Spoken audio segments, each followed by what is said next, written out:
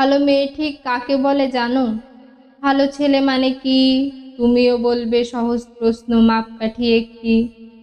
যে মেয়ে পেয়েছে অঙ্কে 100, যে ছেলে ভূগোলে সেরা, তারাই তো ভালো। সবাই বলছে হীরের টুকরো এরা। কাগজে ওদের ছবি ছাপা হয়, টিভিতে দেখায় মুখ। ওদের জন্য আমারও তো ভয়, আনন্দে ভরে বুক। তবু কেন জানো, তোমাকে বলছি দেখে শুনে পাই ভয়। শুধু এত এত নম্বর পেলে কি ভালো ছেলে মেয়ে হয়? আচ্ছা ধরো না, যে মেয়ে পেয়েছে অঙ্কে অনেক কম, তার গান শুনে মুগ্ধ সবাই, হাততালি হরদম। ওই যে ছেলেটা পাশ করে গেছে এবারেও টেনে টুনে, বলতে কি ভাই আমরা অবাক ওর আবৃত্তি শুনে।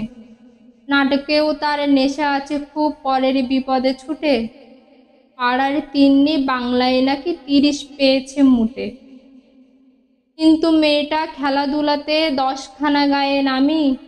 সত্যি বলো তো, তুমিও বলবে ওরা নয় কেউ দামি? চাই যে অনেক ইঞ্জিনিয়ার, চাই আরো ডাক্তার, পাশাপাশি চাই শিল্পী, খেলুড়ে, স্নেহময়ী সিস্টার। কম নম্বর পাওয়া ছেলেটাই কারিগর বলি আজ, চেষ্টা করতে তার হাতে দেখো কত দরকারি কাজ। পরের দুঃখে কাতর যে মেয়ে মুখটি করেছে কালো, কম নম্বর পেয়েছে বলে কি বলবে না ওকে ভালো?